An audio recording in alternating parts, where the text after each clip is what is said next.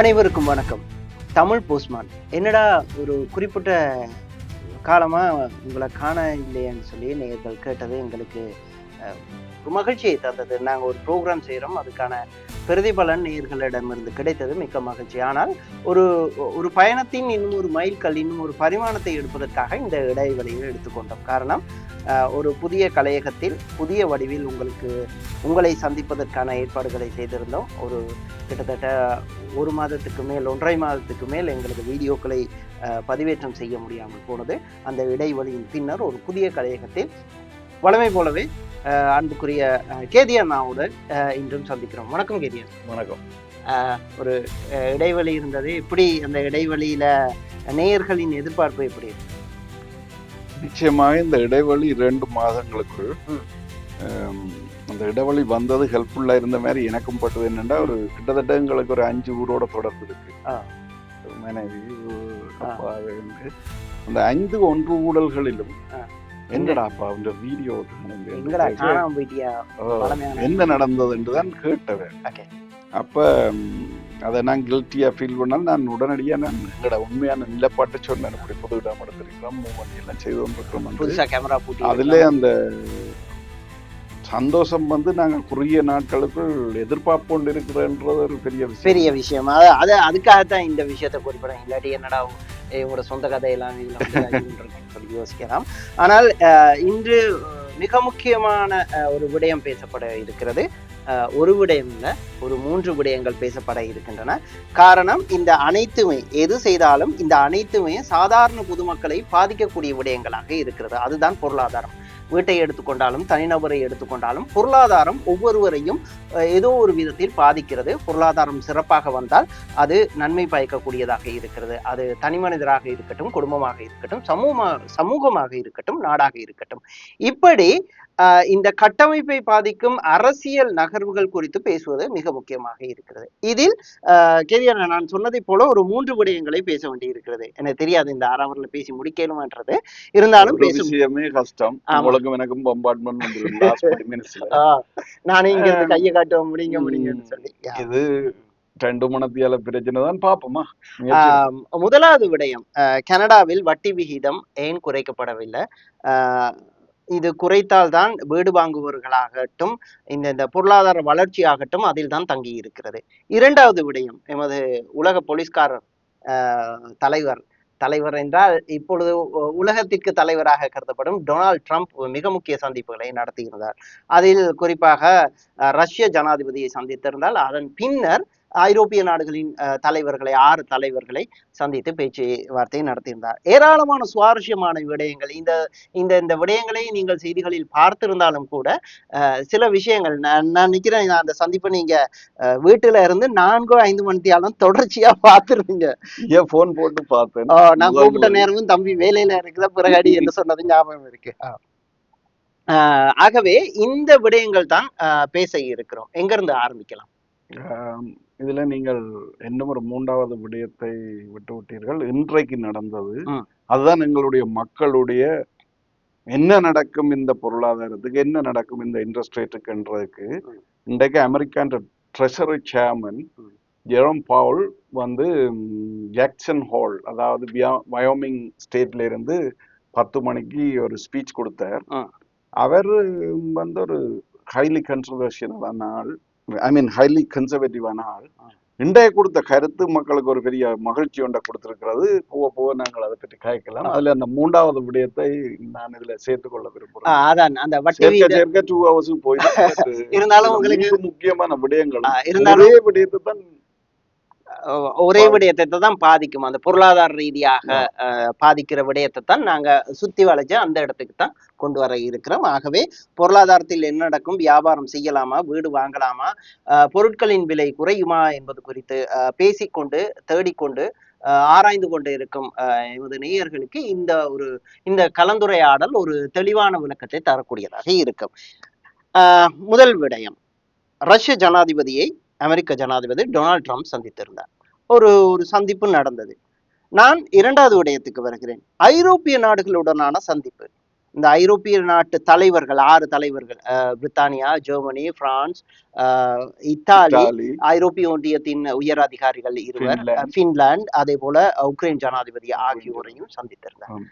முதல்ல ஏற்கனவே யோசிச்சோம், Donald Trump இந்த சந்திப்பு எப்படி இருக்க போகுது, ஒரு பரபரப்பா இருக்க போகுது, என்ன நடக்கும், அவர் என்ன வெளுத்து கட்ட போறாரு பயந்து பயந்து கொண்டு கொண்டிருந்தார். என்ன எல்லாரும். நடந்தது உண்மையா? நாள் அவர் பார்த்ததை நீங்க சுருக்கமா மக்களுக்கு என்ன நடந்தது, இனி என்ன நடக்க போகிறது என்பதை ஊகித்து கூற முடியுமா? நிச்சயமா அதை கூற முடியும். அதற்கு முதல் ஒரு சின்ன ஒரு ஆலாபனை மாதிரி ஒரு இங்கே வந்து இதை ஏன் நான் இதை முதலில் ஒரு சின்ன ஒரு குறிப்பு சொல்ல விரும்புறேன்டா, டொனால்ட் ட்ரம்ப் 16ஆம் ஆண்டு 15ஆம் ஆண்டு கேம்பெயின்ல இருந்து இன்று வரைக்கும் முதல் நான் டொனால்ட் ட்ரம்பின் ஒரு இன்டர்வியூவையோ அல்ல ஒரு மீட்டிங்கையோ ரசித்து பார்த்தது இதுதான். ஏனென்று சொன்னா அவர் அவ்வளவு காமா இருந்தார், அமைதியா இருந்தார், எல்லாரோடும் அழகாக கேட்டார், எல்லாரையும் பேசுமாறு கேட்டார், எல்லாரையும் வர்ணித்தார். ஓ யூஆர் யங் மேன் என்றார், அப்படி இப்படி என்று. No, usually I don't like to see this interview. அப்ப அதுல வந்து என்னன்னு சொன்னால், வெளுத்து எல்லாரையும் கட்டி வச்சு வழுக்க போறாருன்ற ஒரு நிலப்பாடுதான் இந்த செலன்சிக்கு முதல் நடந்தவன் இப்ப எல்லாருக்கும் நடக்க போகுது. ஆனால் அவர் வந்து இந்த ரஷ்ய பிரசிடென்ட போய் அலாஸ்காவில சந்திக்க போவதற்கு முதலே வந்து இந்த யூரோப்பிய பிரைம் மினிஸ்டர்ஸ் செலன்ஸ்கி எல்லோருக்கும் ஒரு கேஜில் வச்சு ட்ரெயின் பண்ணியது போல ஒரு அறிவுரை உண்டு அங்க வழங்கப்பட்டதுக்கான ஒரு உண்மையை ஒருவர் சொன்னார். இதுதான் நான் கேட்க வந்தேன். வெல் ப்ரிப்பேர்ட் மீட்டிங்கா? It is totally designed and prepared meeting for Donald Trump.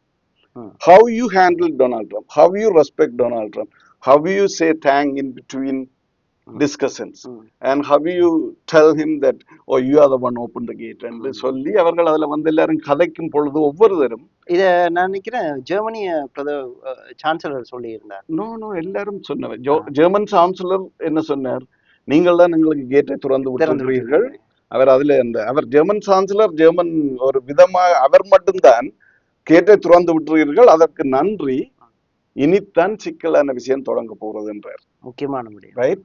அதாவது உரைப்பை கொடுக்கும் முதலே அவரை இனிப்பாக்கி விட்டு கொடுத்தார். அந்த தாற்பயம் வந்து தேவைப்பட்டதுக்கு காரணம், டொனால்ட் ட்ரம்ப் ஒரு குழந்தை பிள்ளை, ஆனால் அவர் கெட்டவர் இல்லை. ஆனா அவரை ஹாப்பி பண்ற முறையில நாங்கள் வந்து அவரை நேட்டோவோடு இணைத்துக் கொள்ளலாம், நேட்டோவுக்கு என்ன உதவியும் பெறலாம் எல்லாம்ன்றதை ட்ரெயின் பண்ணப்பட்டிருக்கின்றக்கு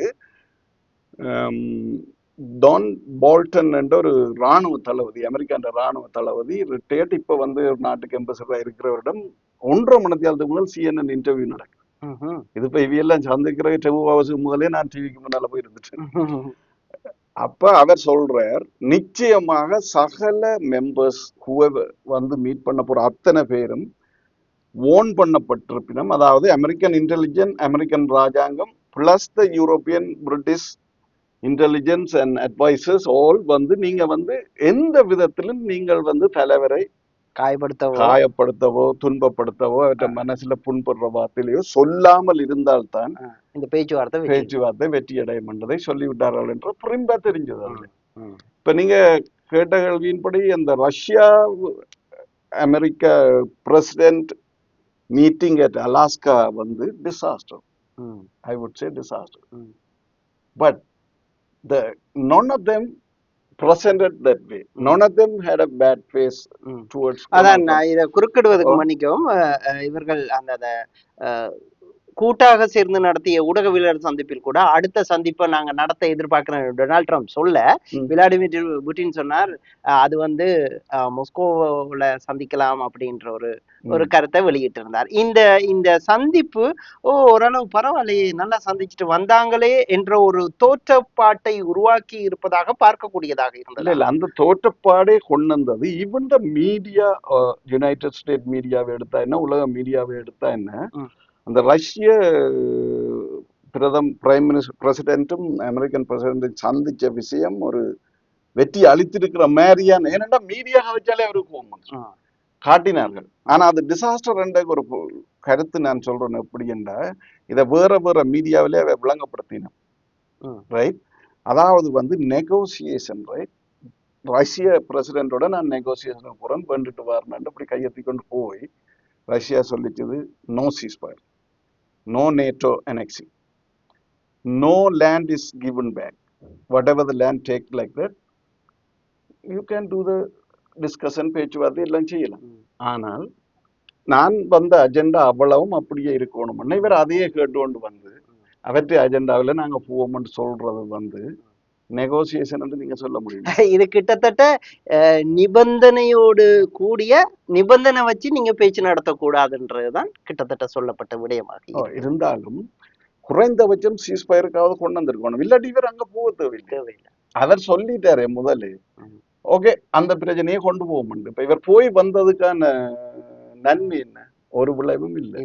ஆனால் அதை கூட சொல்லப்படாது வேண்டுட்டு சான்சலர் என்ன சொன்னார், ஜெர்மன் சான்சலர் என்ன சொன்னார், நீங்கள் சீஸ்ஃபயருக்கு என்போர்ஸ் பண்ணுங்க, நீங்க செய்ததுக்கு எல்லாம் நன்றி, ஆனா நீங்க தொடர்ந்து கதைச்சு சீஸ்ஃபயருக்கு என்போர்ஸ் பண்ணு. இவர் திருப்பி சொன்னார் நான் சீஸ்ஃபயர் இல்லாம 6 முறை நிப்பாட்டினேன். ஐ டோன்ட் நோ வேதகள் 6 முறை எங்க நிப்பாட்டினேன். ஆனால் திருப்பி இமானுவல் மேக்ரோன் சிரிக்கவே இல்லை. ஆனால் அவர் நன்றிகளை சொன்னவர், அது சொல்ல வேண்டிய அங்க சொல்லி கொடுத்து அனுப்பின மாதிரி சொன்னார். ஆனா இமானுவல் மேக்ரோன் என்ன சொன்னார், சீஸ்ஃபயரை என்போர்ஸ் பண்ணுங்க. பிரிட்டிஷ் பிரைம் மினிஸ்டரும் அதான் சொன்னார். பிகாஸ் நெகோசியேஷன் என்றால் ஏதாவது ஒரு கிவ் அண்ட் டேக் இருக்கத்தானே வேணும். ஒரு குழந்தை பிள்ளையோட கூடி நீங்க 50% தான் நெகோசியேட் பண்ணுங்க. நான் சாக்லேட் தாரேன், எந்த ஒரு குழந்தை பிள்ளை கூடி 50%க்கு மேல விடாது. அது எப்படி நாங்கள் 100% ரஷ்யா சொன்னதை கதைக்கிறக்கு இங்க இருந்து பிள்ளைன்னு எடுத்துக்கொண்டு அலாஸ்காக்கு போய் எத்தனையோ $1 பில்லியன் அதுக்கு மேல B2 பிறந்தது இல்லை. B2 பிறந்தது அதை காட் பண்ண 2 F-35 அதை பார்க்க தலைக்கு நேரம் சொல்லினோம். இதெல்லாம் என்ன 50 ரூபா 100 ரூபா பெட்ரோல் அடிக்கிற விஷயமா? நாங்கள் பெட்ரோல் அடிக்கிறதாலேயே இன்ஃபிளேஷன் வருதுன்னு புலம்பிக் கொண்டிருக்கிறோம். அது எத்தனை $1 மில்லியன் முடிஞ்சு போட்டு வந்து அவர் சொல்றதை நாங்க செய்வோம்ன்ற மாதிரியான ஒரு கருத்து தெரியும். But we are not going to அவற்ற காதலே அந்த வசனம் கேட்கக்கூடாது. If you want to continue to try and push Russia back to their territory, you have to understand Donald Trump, behave according to his requirement. என்றது train என்றது புரிம்ப தெரியுது. அப்படியே சரி, இந்த சந்திப்பு இந்த ஐரோப்பிய நாடுகளின் தலைவர்களுடனான சந்திப்பு ஒரு செய்தியை சொல்லி இருப்பதாக உணரக்கூடியதாக இருக்கிறது. பீஸ் அல்லது வார், இந்த 2 விடயத்துக்கு தான் வரக்கூடும், இந்த 2 முடிவுகளும் தான் எடுக்கக்கூடும். இந்த சந்திப்பின் பின்னர் ஒரு ஒரு கருத்தியல் ஏற்படுத்தப்பட்டிருக்கிறது. நீங்களும் நாங்க இந்த ப்ரோக்ராமுக்கு முதல்ல சொல்லி இருந்தோம், அந்த அந்த ஒரு ஒரு ஸ்டேட்மெண்ட் சொல்லி இருந்தீங்க. அதை எப்படி பாக்குறீங்க? அதை என்ன ஸ்டேட்மெண்ட், திரும்ப நேயர்களுக்கு அதை விளங்கப்படுத்தி சொல்ல முடியல. நான் ஒருக்கா இது முடிஞ்ச உடனும் வளமையாக நாங்கள் எந்த விஷயங்களை பேசினாலும் ஒரு எங்களுடைய ஒரு க்ளோஸ் பீப்புளுக்கு போன் எடுப்போம் தானே. அப்ப அந்த நண்பர் என்ன கேட்டார், அப்ப என்ன வேர்ல்டு வார் தொடங்க போதான்ட்டு. நான் அவருக்கு சொன்னேன், உரிமையோடு பேசுவேன். அதனால இடையப்பா நீங்க எப்ப போனா என்ன 2ல ஒரு எக்ஸ்ட்ரீமுக்கு தான் போறீங்க, ரைட்? வேர்ல்டு வாரை நாங்கள் செய்தே ஆகணும் என்ற மாதிரியான ஒரு தோற்றப்பாட்டை தான் இன்றைக்கு அந்த மீட்டிங்ல அவை உருவாக்கினவை indirectly. Because Putin is adamantly being like not giving up a single percentage for negotiation. So we have to show them, நாங்கள் காட்டணும் அவருக்கு நாங்களும் சண்டைக்கு ரெடி, நாங்கள் ஒன்றும் உயிர் பயந்தவர்கள் என்ற ஒரு தோற்றப்பாட்டு அங்க காட்டப்பட்டது. திருப்பி டொனால்ட் ட்ரம்ப் கேட்கணும், என்ன உங்களோட உதவியன தேவை, உங்களோட உதவியன தேவை. அது என்ன உதவியா இருக்குமே அமெரிக்காண்ட? நிச்சயமாக ராணுவ உதவி, ஆயுதம், right? Financially they are well off, Germany, France எல்லாம். ஸோ அதை திருப்பி கேட்க இவர் சொல்றார், okay you are there, so you be in the front line, you are European, you are there, you be in the front line, we will back up. இதே நீங்க உங்களுக்கு கிழிச்சு நாங்கள் ஆயுதங்களோட வாரம் அணுகுண்டோட வாரம்னு சொல்லணும். It means war, it means war. But that also இப்ப இந்த கருத்தை நான் சொல்லிக்கான அவர் என்ன கேட்டார், அப்ப என்ன வேர்ல்ட் வார் தான் ஆண்டு? No, this is how you strategize and negotiate. So some adamant person ஓட நீங்கள் அடுத்ததை ஒரு ஸ்டெப் கொண்டு போடணும். அதாவது it's okay, don't worry, we will go. அதுக்குள்ள ஜெர்மன் சான்சலர் சொல்றார், ம். to settle this it will take 2.5 years. ம். If it is a peace talk, why would it take 2.5 years? ம். So this strategy is, while we are enforcing peace, but we going to confront ம். ம். and help. They will keep on. அதை தொடர்ந்து சொல்லிக்கொண்டே இருக்கிறேன். நாங்கள் வந்து யுக்ரைனின் security கேரண்டிக்காக ம். ஜெர்மனி முதல் சொல்லிட்டு தங்களோட ராணுவம் அங்க போகும். ம். அண்ட் தென் மீட்டிங் எல்லாம் முடிஞ்ச அடுத்த நாள் வருது 10 யூரோப்பியன் கண்ட்ரிஸ் ம். willing to provide military support. ம். The last word என்னன்னு சொன்னாங்கன்னா for the security guarantee of Ukraine. ம். That ஆனால் இதில் அமெரிக்காவுக்கும் ஒரு தார்மீக பொறுப்பு இருக்கிறது அல்லவா? இந்த இந்த யுத்தத்தை தொடங்கும் போது அமெரிக்கா கொடுத்த ஆதரவோடு தான் உக்ரைன் அந்த யுத்தத்தில் களமிறங்கி இருக்கிறது. ஆகவே இந்த இடத்தில் ஐரோப்பிய நாடுகளின் தலைவர்கள் கேட்பதை போல நீங்களும் இருக்கணும், கட்டாயம் நீங்க இருக்கணும் அப்படின்னு. அதுக்காகத்தான் அவர் ஒவ்வொரு தரம் அப்படித்தானே. அப்ப வாங்க நீங்க உலக தலைவரை கூப்பிட்டு இருந்தாங்க. ஆனா அவர் மூவ்மெண்ட் தானே சொல்லி அந்த மீட்டிங்ல and வாஷிங்டன்ல more than 15 times he said it, we will support, we will back up. These are the words he used it, right? But you had to pay 5%. பாதுகாப்பு நிதி 2ல இருந்து 5க்கு வரணும். They agreed. Japan now announced it 10%. So what it shows, like Vladimir Putin இதை கேட்டு கொண்டு இருந்துட்டு இப்ப அவை ஒரு ஸ்ட்ராட்டஜி ஒன்று தயாரிக்கணும். இப்ப நான் சொன்னேன், it's not world war because they cannot afford to have a world war with 12 powerful country, right? Who will who lose இல்ல, economically down ஆயினா who will come up, who will not come up ன்னு யோசிப்பார். இப்ப வெற்றி தோல்வி இல்ல, 2.5 வருஷம் நாடுகள் தாண்டிட்டு போர்ல. Germany திரும்பி வந்த வேகத்துல ரஷ்யா வரையிலுமோ?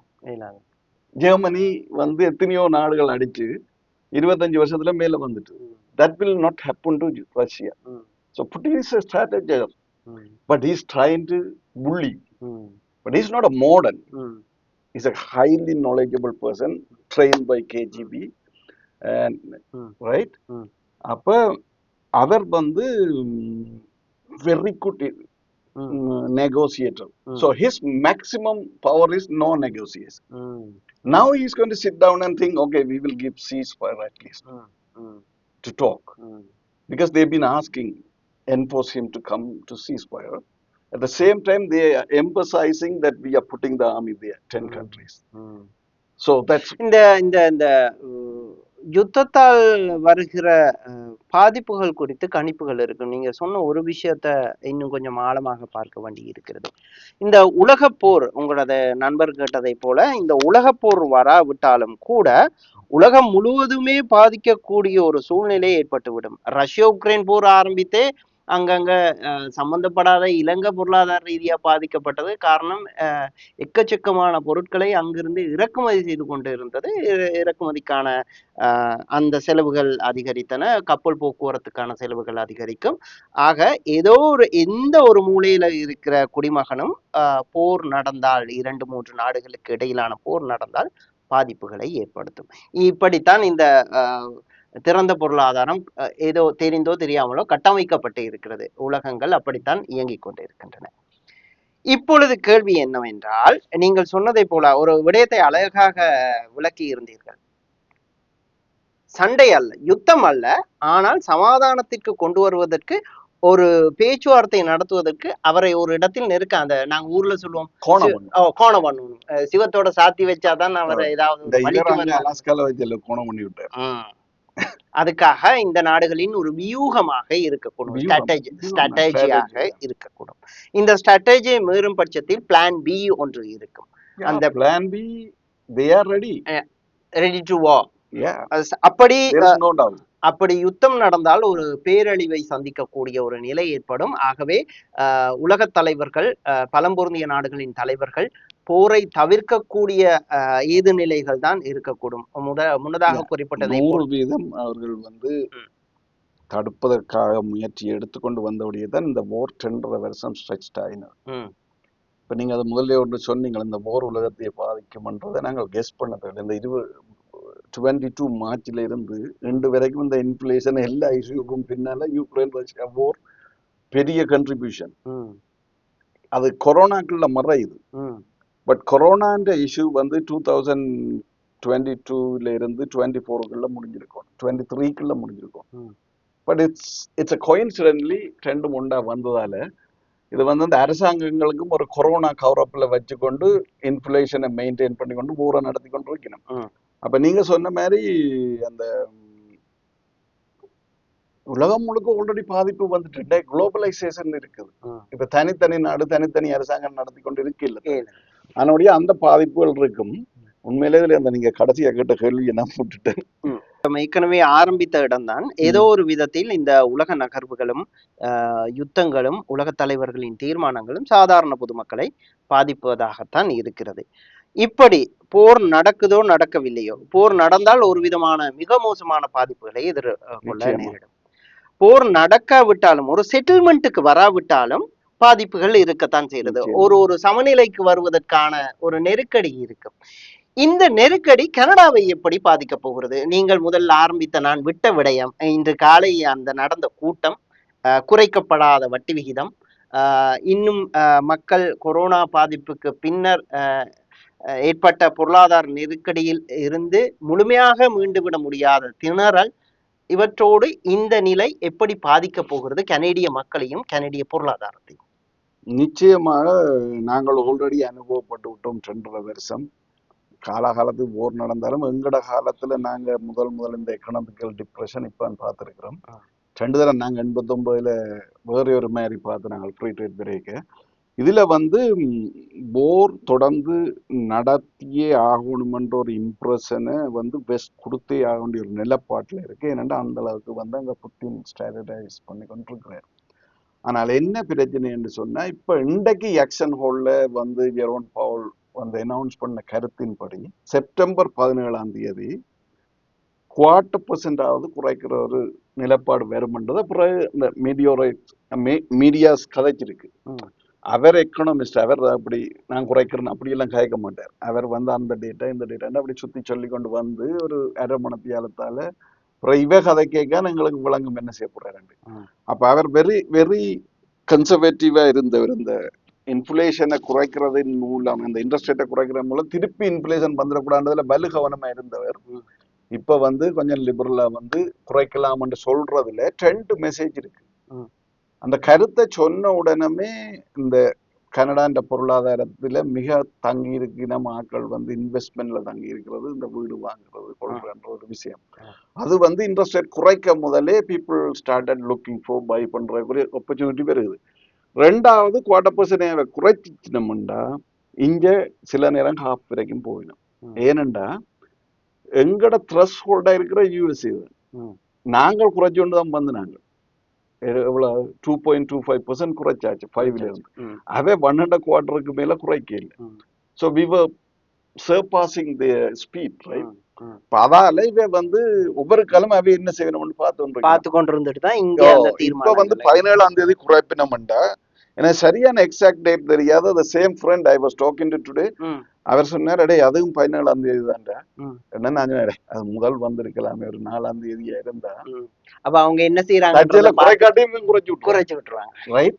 குறைக்கிற ஒரு கருத்து இருந்தது தானே என்று சொல்லி பகுதி விட்டு காய்ச்சினாங்க. ஆனபடியே இப்ப வந்து it is everything going in the positive direction. But almost கிளிஃபுக்கு வந்து மெதுவாக இறங்கி கொண்டிருக்கிறோம். So we are not like smooth ரோட்ல வர போறோம், கிளிஃப்ல இருந்து இறங்குறோம். எனி டைம் எது நடக்கலாம். ஏன்னா ஓர் என்ற இது இன்னும் ஒரு 2 வீக்ஸ்ல தான் தெரியும். அட்லீஸ்ட் புட்டின் வந்து ஓகே சீஸ்ஃபயருக்கு வாரணுட்டாருண்டா, அப்புறம் அதுல இருந்து அவன் ஸ்ட்ராட்டஜைஸ் பண்ணி கொண்டு வருவினோம். பட் இட் இஸ் இப்ப இந்த போர் நடந்தால் நிச்சயமாக கணவர் வீடு எல்லாம் கைவிட்டு பெரிய பிரச்சனை. ஏற்கனவே வீடு வாங்கி வச்சிருக்காங்க. நான் சொன்னேன் கிளிஃப்ல நிக்கிறோம். எனி பாசிட்டிவான சைட்ல போனா தான் மெல்ல மெல்ல இறங்கி வரலாம். ஒரு சேஃப் லேண்டிங் செய்யலாம். சேஃப் லேண்டிங் செய்யறதுக்கு இந்த இப்ப தற்சமயம் எல்லாம் ரெடியா இருக்கு. எக்கனாமி திரும்புறதுக்கு புட்டின் ரெடி ஆகினால் வேர்ல்டு எக்கனாமியை நாங்கள் வந்து பிக்ஸ் பண்ணிடலாம். ஸ்மூதா 2-3 இயர்ஸ்ல பேக் டு நார்மலுக்கு கொண்டுடலாம். ஆனா அதுக்கு புட்டின்னு எவ்வளவு தூரம் ஆண்டவன் பலி விடணும் என்ற மாதிரி கட்டம் கொண்டு வந்துட்டு இப்ப புட்டின்னு நாங்க புட்டி ஆண்டவனா பலி விடணும். பாக்குற மாதிரி தான் நான் பாக்குறேன். ம். நாங்கள் என்ன end of the day we have a house, ம். We have family. நாங்க ஒரு பெரிய கோடீஸ்வரர் இல்ல. ம். இப்ப புட்டின் எங்களுக்கு கடவுள் மாதிரி. அவர் டக்கண்டு சீஸ்பயருக்கு வந்து கொஞ்சம் படபடண்டு கொஞ்சம் லூஸ் பண்ணி கொண்டு போனேன்டா டிசம்பருக்கு இடையில இங்க 3 குவார்டர் குறைச்சிருவேன். ம். அட்லீஸ்ட் நாங்கள் 3% 5 இயர்ஸ் இன்ட்ரெஸ்ட் ரேட்டுக்குள்ள வரலாம். ம். விளங்குது. ம். ஸோ அதனுடைய புட்டின் கை கொடுத்தா வெற்றி. ம். அவர் இன்னும் இடமென 6 மாசத்துக்கு நிப்பாருண்டா சிக்கல்களை பட்டு தோல்வியில முடிகிற சான்ஸ் இருக்கு. மிகப்பெரிய சிக்கல்களை எதிர்நோக்க நேரிடும். இன்னும் ஒரு விடயத்தை நீங்க இந்த நாங்க கழிச்சு கொண்டிருக்கும் போதும் அப்படி இல்லாட்டி நிறைய நேரம் சொல்லுவீங்க, இந்த இன்ட்ரெஸ்ட் ரேட்டை குறைக்கிறதுல சில காரணிகள் வந்து மிக முக்கியமா பேசப்படுகிறது. இதுல பணவீக்கம், இன்ஃப்ளேஷன் மிக முக்கியமான விடயமாக இருக்கிறது. இந்த இன்ஃப்ளேஷன் வந்து இந்த டேட்டாஸ் புள்ளி அந்த தரவுகளின் அடிப்படையில் தான் இந்த மத்திய வங்கி அந்த அதிகாரிகள் கூடி இந்த முறை இந்த மாதத்துக்கான இன்ஃப்ளேஷன் இவ்வளவு இருக்குன்னு சொல்லி அது வெளியில உண்மையாக அது குறைவாக இருந்தாலும் அந்த வட்டி விகிதத்தை குறைக்க பல காரணங்களை வைத்து அது குறைக்காமல் இருப்பார்கள். ஆக இந்த இன்ஃப்ளேஷன் குறைப்பதற்கான இப்ப இன்ஃப்ளேஷன் எங்களுக்கு தெரியும், பணவீக்கம் எங்களுக்கு தெரியும், மக்களிடம் அதிகமாக பணம் இருக்கும், பொருட்களை வாங்கி தள்ளுவார்கள், அப்ப பணவீக்கம் அதிகரிக்கும். இந்த இன்ஃப்ளேஷனை குறைக்கிறதுக்காக நாங்க ஏதாவது செய்ய முடியுமா அப்படின்ற ஒரு கேள்வியை கேட்டா நீங்க என்ன பதில் சொல்லுவீங்க? இந்த விஷயத்தை பற்றி நாங்கள் கொஞ்சம் டிஸ்கஸ் பண்ணாங்க. இப்ப இந்த லாஸ்ட் 2.5 years கொஞ்சம் எக்கனாமிக்கல் அனாலிசிஸ்க்குள்ள நாங்கள் போயிருக்கிறோம். இது சர்வசாதாரண ஒரு விஷயம். நாங்கள் வந்து எக்கனாமிக்ஸ் இந்த இன்ஃப்ளேஷனை ஆராய்ச்சி செய்து கவர்மெண்ட்டுக்கு போய் சொல்லி, கவர்மெண்ட் சென்ட்ரல் பேங்க்கு சொல்லி, சென்ட்ரல் பேங்க் எக்கனாமிக்ஸ் அனலைஸ் பண்ணி பார்த்து கடைசியா 680 வந்து எங்களுக்கு காதுக்கு வரும். Oh inflation 2.75, so that's why we had increase interest rate. இதை இவ சொல்லாம இவ எக்கனாமிக்ஸ் பேங்க் எல்லாம் சேர்ந்து மக்களே நீங்கள் வந்து இப்ப கடுமையாக செலவழித்து கொண்டிருக்கிறீர்கள், சரியோ, நீங்கள் இன்றைக்கு உங்களோட செலவீனத்தை 6 மாசத்துக்கோ 1 வருஷத்துக்கோ 25% கட்டுப்படுத்தி வச்சிருந்தா தான் இந்த உற்பத்திக்கு ஏற்றளவு உங்களுடைய பையிங் பவருக்கு ஏற்றளவுக்கு நிரம்பல் இருக்கும். கேள்வி நிரம்பல் எக்கனாமிக்ஸ்ல படிச்சிருக்கோம். அதாவது உற்பத்தி வந்து இந்த கொரோனாக்கு பிறகு ஏற்றுமதி இறக்குமதி எல்லாமே சரியா குறைஞ்சிருக்கு. அப்ப ஆனா மக்களோட கையில காசு கடுமையா இருக்குது. அதுக்கு ஒரு காரணம் கொரோனா 60,000 இப்படி கன காரணங்கள், அதுல நாங்க போக வேண்டாம். பீப்புள்ட கையில காசு கூட இருந்துன்னு நீங்க சொல்லலாம், ஷார்டேஜ் ஆஃப் ப்ரொடக்ட்னு சொல்லலாம். ரெண்டும் ஒன்று தான். அப்ப நாங்கள் இந்த நேரத்துல வந்து அரசாங்கம் வந்து சிம்பிள் லாங்குவேஜ்ல எங்களுக்கு சொல்லலாம், நீங்க செலவினத்தை 25% குறைச்சிங்கன்னா இந்த 2.75 இருக்க இன்ஃப்ளேஷன் 1.75 வரும், நாங்கள் இன்ட்ரெஸ்ட் ரேட்டை குறைச்சிருவோம். சரி, ஆனா அவை அப்படி சொல்லாம எக்கனாமிக்கல் டேர்ம்ல அப்படி இப்படி சொல்லி 680 எடுப்பு நாங்க 4 பேருக்கு அடிச்சு இன்ஃப்ளேஷன் என்னண்டா அதை எப்படி குறைக்கிறோன்னு நாங்க கேட்க மாட்டோம். இன்ஃப்ளேஷனா சரி ஒரு சாதாரணமா சொல்லுங்களேன், இன்ஃப்ளேஷனை குறைக்கிறேன்னா எப்படி குறைக்கலாம்? சர்வசாதாரணமா நாங்க 2 பேரும் இப்ப ஒரு பொதுவா கதைச்சு நானும் ஒரு படியனும் கதைச்சது இதுல சொல்றேன். ஐசு இப்ப வந்து இன்றைக்கு எங்களுக்கு வந்து நாங்கள் 6,000 ரூபாய் செலவழிக்கிறோம் எங்கட வீட்டு மாசம் செலவழிக்கிறோம். அதுல வந்து கார் இன்சூரன்ஸ் ஒன்றும் செய்யலாது, கார் பைனான்ஸ் பேமெண்ட் ஒன்றும் செய்யல, அதான் குறைக்க மாட்டேன்.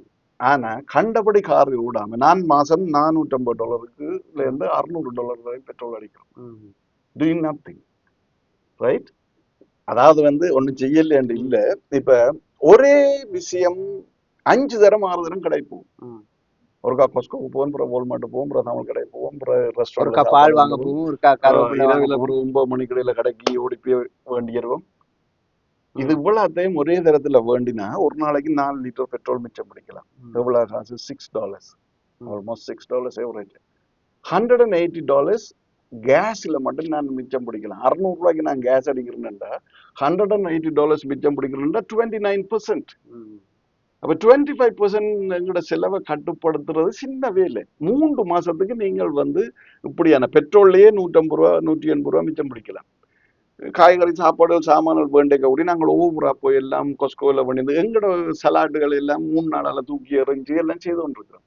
கொஞ்ச நாளைக்கு சரியோ ஒரு 3 மாசத்துக்கு நாங்கள் வந்து எங்களுடைய செலவினத்தை 25% குறைப்பமாக இருந்தால் டெஸ்ட் பண்ணி பாருங்க.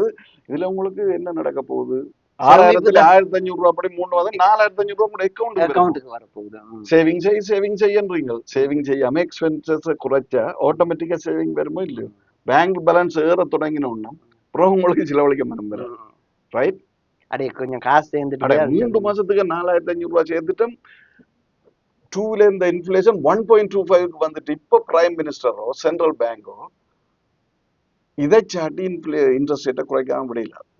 அவன் நேரடியா வந்து சொல்லணும் இல்ல போர் இருக்குது அதுதான் நாங்கள் இன்ட்ரெஸ்ட் ரேட்டை குறைக்காம. அவை அப்படி சொல்லவே மாட்டோம். ஹாஃப் குறைக்கலாம்டா குவார்டரையாவது குறைப்பினோம். அப்ப பிரச்சனையை தொடக்கி நாங்கள் அங்கே அனுப்புறோம். இன்ஃபிளேஷன் பையிங் பவரால வருதுண்டா பையிங் பவர்ண்டா யார் பை பண்றாரு? ரைட். ஷார்டேஜ் அதே நேரத்துல ஒரு சின்ன இந்த ரிசெஷன் என்றால் என்னன்னு சொல்லணும். ஏனென்றா அரசாங்கம் சொல்லுது நான் ரிசெஷனுக்கும் இன்ஃபிளேஷனுக்கு நடுவில் அப்படி தின் லைன்ல நடந்து கொண்டு வந்து உங்களை காப்பாற்ற மாட்டேன். What is recession?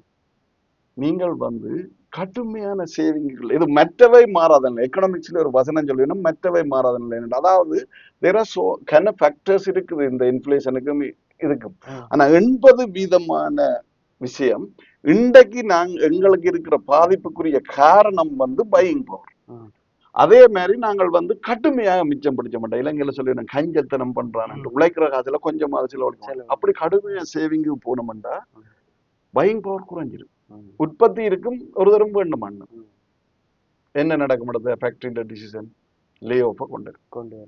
25% lay off பண்ணும். ப்ரெசலோன் ரிசெஷன். அப்ப நாங்கள் சேவிங்கையும் அக்ரெசிவா செய்யக்கூடாது, எக்ஸ்பென்சஸையும் அக்ரெசிவா செய்யக்கூடாது. இந்த ரிசெஷன் சம்பந்தமாக சொல்லப்பட்ட பேசும்போது ஒரு விடயத்தை நான் குறிப்பிட வேண்டும். இந்த கோவிட் பெருந்தொற்றுக்கு பிறகு வந்து அந்த ஒர்க் ஃப்ரம் ஹோம் என்ற ஒரு கன்செப்டை கொண்டு வந்திருந்தாங்க பெருநிறுவனங்கள் கொண்டு வந்திருந்த போதிலும் இப்ப அவங்கள திரும்ப வேலைக்கு கூப்பிடுற ஒரு நிலைமை பெருநிறுவனங்கள் வந்திருக்கு. காரணம் என்னன்னா இவங்க வீட்டையே இருக்கும்போது ரிசெஷன்ஸ் கொஞ்சம் கூடுதலா இருக்கு. சின்ன சின்ன சிறு வணிக நிறுவனங்கள் மூடும் நிலைக்கு வருது. ஒரு நபர் வெளியில வேலைக்கு போனா சிட்டி குவிப்போம்.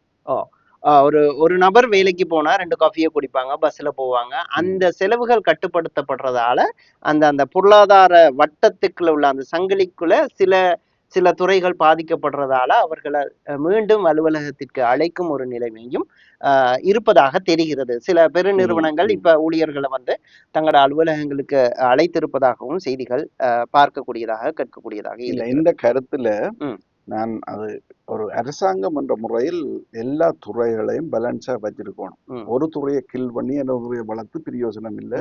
ஒரு காலத்துல பிரச்சனை வரும். இதுல ஒரு விஷயத்த நான் இந்த இடத்துல நாங்கள் வந்து இந்த 100% இது வந்து அரசாங்கத்துக்கும் கோஆபரேட்டுக்கும் உள்ள சண்டை 1.5 வருஷமா போய்கொண்டிருக்கு. அரசாங்கத்திட்ட டக் போட்டு சொல்ல நீ கவர்மெண்ட் எம்ப்ளாயிஸ் எல்லாம் வேலை போகும். அவர் சொல்லுறாரு நீங்க உங்களோட கோஆபரேட்டை போ பண்ணுங்க. அப்ப அவ சிலவ விட்டுட்டுவே பாக்கணும். இதுக்கு வந்து ஒரு எதிர்கட்சி ஆளுங்கட்சி அடிபாடு மாதிரி தான் கோஆபரேட்டிவும் கவர்மெண்ட்டும் போய்கொண்டிருக்கு. ஆனாலும் அதுல உண்மை ஒன்று இருக்குது. இப்ப எந்த கொஸ்டின் என்னன்னு சொன்னா இன்றைக்கு இருக்கிற மேஜர் அந்த ஸ்மால் இண்டஸ்ட்ரி அடிபட வேணும்னு நான் சொல்லல. ஆனால் ரிசெஷன் வராது. ஏனென்று சொன்னா இன்றைக்கு வேலைக்கு ஆட்கள் இல்லாத ஒரு நிலப்பாடு தான் இங்க இருந்து கொண்டு இருக்குது. அப்ப அந்த ஸ்மால் இண்டஸ்ட்ரி செத்ததால ரெசிஷன் வரும்னு சொல்லல. அதுக்காக விடலாம்னு நான் சொல்லல. ஆனா இன்றைக்கு இருக்கிற மேஜர் ப்ராப்ளம் எங்களுக்கு வந்து 80% வந்து காசை செலவழிக்க கூடாது. இப்ப இந்த கட்டத்துல நாங்கள் 25% செலவை குறைக்கிறதின் மூலம் இன்ஃபிளேஷனை குறைச்சி இன்ட்ரெஸ்ட் ரேட்டை குறைச்சி இப்ப இன்ஃபிளேஷனுக்கு இன்ட்ரெஸ்ட் ரேட்டை அவர்கள் கூட்டுகிறார்கள் என்றால் அது ஒரு பெனால்டி அடிக்கிறார்கள் எங்களுக்கு. நீங்க ஓவரா செலவழிக்கிற சோ உனக்கு பெனால்டி. இது வந்து இதுதான் இந்த செக் அண்ட் பேலன்ஸ் என்னன்னு சொல்ற கேபிட்டல் சிஸ்டத்துல உள்ள பிரச்சனை இதுதான். பெனால்டி அடிப்பதன் மூலம் எங்களை சரண்டர் பண்ணி கட்டுப்பாட்டுக்குள் கொண்டு வந்து எங்களை காசு எடுத்து எங்களை கட்டுப்படுத்தி கொண்டு இருப்பார்கள். அதனால நான் சொல்றேன் அதை பெனால்டி அடிக்க விடக்கூடாண்டா நாங்க எங்கட அக்கௌண்ட் சேவிங்க கொண்டு போறோம். இது நீங்க சொன்ன மாதிரி 2 நண்பர்களுக்கு இடையிலான ஒரு உரையாடல் தான். ஆனால் இந்த பொருளாதார கட்டமைப்புக்குள் இது எவ்வளவு சாத்தியமாகும் என்பது தெரியாது. காரணம் ஒரு தீர்மானத்தை அரசாங்கம் சட்டதிட்டம் போட்டே கடைபிடிக்கிறாங்க இல்ல. ஆக எல்லா மக்களும் உணர்ந்து செய்வார்களா என்பது மக்கள் தெரியாது. உணர்ந்து செய்வார்களோ இல்லையோ, ம், இந்த கட்டத்துல என்ன செய்யறன்னு தெரியாத மக்கள் ம். இப்ப இருக்கிற டிப்ரெஷனுக்கும் போய் செலவழிச்சோன்னு. நிச்சயமாக. அப்ப அவ வந்து இப்படியான ஒரு கருத்துக்கள் பரவலாக சொல்லப்பட்டால் இது ஒரு சாதாரண 150 300 500 பேருக்கு போற விஷயம். ம், இதையே 680 சொன்னா ம். நிச்சயமாக 30 மக்கள் வீதம் சிந்திக்க 40 கூடும். வீதமான மக்கள் ம், கடைப்பிடிப்பார்கள். ம். எப்படி அமெரிக்கன் சாமான் எல்லாம் வேண்டாம் விட்டவ டொனால்ட் ட்ரம்ப் சும்மா ஒரு பகுதிக்கு சொன்னான் ம், ஒண்டா சேர்க்க போகணும். ம். தட்ஸ் a வெறும் ஜோக்குன்னு எல்லாருக்குமே அவர் தெரியும். கருத்தியலை கட்டி எழுப்பணும். ஒரு Yeah.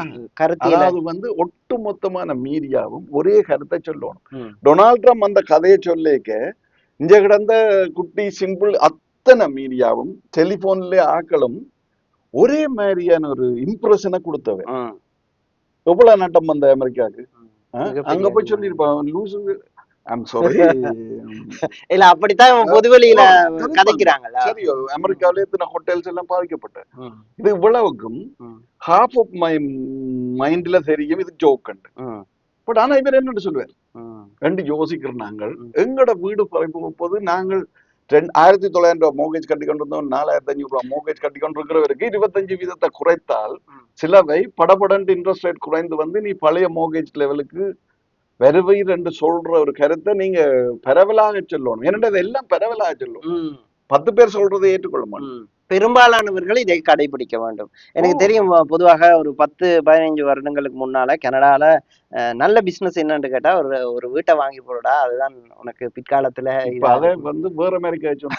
சரியோ சொல்லுவேன் தெரியுமா, ஒரு ஆளு அறுத்து விடணும்டா தகர டப்பா வண்டி கொடுங்க, அறல் இரும்ப வேண்டி கொடுங்க, அவர் முடிஞ்சிருவாரு. இப்ப வீட்டை வாங்கி இவரை அறக்கணுமா, வீட்டை வேண்டி கொடுத்து கொடுங்க, சரி என்ன. நிச்சயமாக வீடு கருத்து விழாக்கும் மாறக்கூடாது. நிச்சயமாக இந்த வீடுகளை காப்பாற்றிக் கொள்ள வேண்டும். எதிர்காலத்தில் எமது பொருளாதாரத்தை நிலைநிறுத்திக் கொள்ள வேண்டும் என்றால் இது குறித்து நாம் கவனம் செலுத்த வேண்டும். ஒரு கருத்தியலை கட்டியெழுப்ப வேண்டும் என்பதுதான் இங்கு நாங்கள் பதிவு செய்ய வந்த விடயமாக இருக்கிறது. ஆகவே நாங்கள் தொடர்ந்து பேசுவோம் கேரியண்ணா. இந்த விடயங்களை தொடர்ச்சியாக பேசுவதுதான் சரியாக இருக்கும். நாங்கள் முன்னதாக குறிப்பிட்டதை போல ஒரு 1.5 மாசம் 2 மாசம் எங்களுக்கு ஒரு இன்டர்வல் எடுக்க வேண்டிய நிலை ஏற்பட்டது. காரணம் நாங்கள் ஒரு உண்மையாக நானும் கேரியண்ணாவும் தான் இந்த கலையத்தை வடிவமைக்கிறதுல முழு நேரமாக பிசிக்கலா ஈடுபட்டிருந்ததால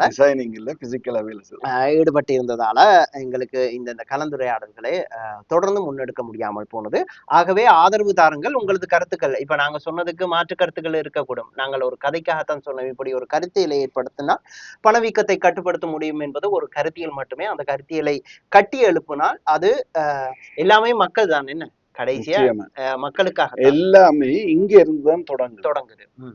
அரசாங்கத்துல இருந்து ஒன்றும் தொடங்குறது இல்லை, அரசுல இருந்து ஒன்றும் தொடங்குறது எல்லாமே எங்கள்ல இருந்து தான் தொடங்குது. நாங்கள் கொஞ்ச காலத்தாலே அங்கே கேட்டு அங்க இருந்து தொடங்குற மாதிரி நாங்கள் கையை கட்டி கொண்டு வந்து நாங்கள் எங்கட பாடு ரைட். உண்மையிலே எல்லாமே இங்க இருந்து தொடங்கும் என்றதை உணர்ந்தமுண்டா இனி ஒரு இன்ஃப்ளேஷன் கதைக்கு இடம் இருக்காது. ஆகவே இன்ஃப்ளேஷன் வந்து போகும். பணவீக்கம் அவ்வப்போது பொருளாதாரம் இப்படி வராது, மிக மோசமாக வராது. ஏற்றத்தாழ்வு இருந்தாலும் மக்களின் பொருளாதாரத்தை வந்தாலும் இதை இந்த சிந்தனையை நாங்கள் வந்து 22 மார்ச்ல இருந்து இந்த கனடிய இன்டர்நெட் மெயின் மீடியா சொல்லி இருந்திருந்தா இத்தரதை இறங்கி கொண்டு வந்திருக்கு ரைட். இப்ப முடிவு கட்டத்திலே அட்லீஸ்ட் நாங்கள் 2 பேர் காய்ச்சி இல்ல நிச்சயமா சில நேரம் சில விடயங்களை மக்கள் இப்ப இது குறையாக பேசவில்லை. நிறைய பேருக்கு பணவீக்கம்னா அது எப்படி இயங்குது, எப்படி செயற்படுது, அது எப்படி எங்களை பாதிக்கிறது என்பது குறித்த அறிவு கூட சில நேரம் குறைவாக இருக்கும். அவர்களுக்கு இதை புரிந்து கொள்வது கொஞ்சம் கடினமாக கான்சென்ட்ரேட் ஐ மீன் அதுல வந்து அத வந்து உற்று நோக்கி பாக்குறது இல்ல. விளங்காதன்றதை விட உற்று நோக்கி பார்க்கல. இப்ப இன்றைக்கு நாங்கள் இவ்வளவு சிம்பிளா கதை கேட்க அட இவ்வளவுதானே இத்தனை 4500 இல்ல இப்ப 3 வருஷம் நான் வந்து 20,000 ரூபாய் அக்கௌண்ட்ல இருந்திருக்க மட்டும் கேட்பேன். இல்ல இதுதான் எங்களோட முயற்சியும். இதற்காகத்தான் இந்த இவரான கலந்துரையாடல்களை நடத்துகிறோம். சில விடயங்களை தமிழ்ல பேச வேண்டிய கட்டாயம் இருக்கிறது சரியாக. அதற்காகத்தான் இவ்வாறான விடயங்களை தமிழில் பேசுவதும் பொருளாதார ரீதியான உலக அரசியல் ரீதியான விடயங்களை பேச விளைகிறோம். ஆகவே தொடர்ந்து பேசுவோம். இந்த வாரமும் என்னோடு நீண்ட நாளைக்கு பிறகு இணைந்து கொண்ட கேதியா அண்ணாவுக்கு நன்றி கூறி தொடர்ந்து உங்களது ஆதரவை தாருங்கள். எமது சேனலை சப்ஸ்கிரைப் செய்து கொள்ளுங்கள். அத்தோடு உங்களது நண்பர்களோடு பகிர்ந்து கொள்ளுங்கள். ஏதாவது மாற்று கருத்து கூட இருக்கலாம். எங்களை திட்டி தீர்க்க வேண்டும் என்றாலும் உங்களுக்கு கதவு திறந்திருக்கிறது. உங்கள் கருத்து சுதந்திரத்தை நாம் மதிக்கிறோம். ஏதாவது கேள்வி இருந்தாலும் பதிவிடலாம். அல்லது எங்கள் வட்டாரத்தில் எங்களது நண்பர் வட்டாரத்தில் இருப்பவர்கள் வழமை போலவே தொலைபேசியில் அழைத்து உங்களது கருத்துக்களை பதிவு செய்து கொள்ளலாம். தொடர்ந்து அடுத்தடுத்த வாரங்களில் தொடர்ந்து பேசுவோம். நிச்சயமா நீங்கள் கூறியது போல் வாரத்துக்கு 3 நிகழ்ச்சி செய்ய வேண்டும் என்றீர்கள். அது ரொம்ப நெருக்கடியான ஒரு விஷயம். பொருளாதார நெருக்கடிக்கு மத்தியில் நாங்கள் ட்ரை பண்ணி செய்வதற்கான வெவ்வேறு விடயங்கள் 3 துறைகளை நாங்கள் பேசுவதாக நினைத்திருக்கின்றோம். மற்றது நாங்கள் ஒவ்வொரு நாளும் தான் சந்திச்சு கொண்டு வந்து நாங்கள் 2 மாசம் இந்த வேலை விஷயமாக கேமராவில் கன நாளை சந்திக்கிறோம். மிக்க நன்றி, மிக்க மகிழ்ச்சி கேதியண்ணா. ஆகவே முன்னதாக குறிப்பிட்டதை போல தொடர்ந்து 3 நிகழ்ச்சியில் அல்லாவிட்டாலும் குறைந்தபட்சம் ஒரு நிகழ்ச்சி, அத்தோடு அதை கூட்டி 2 நிகழ்ச்சிகளாக தொகுப்பாக வாரத்திற்கு வழங்க காத்திருக்கிறோம். ஆகவே தொடர்ந்து இணைந்திருங்கள். மீண்டும் ஒரு நிகழ்ச்சியில் சந்திக்கலாம். நன்றி, வணக்கம். நன்றி, வணக்கம்.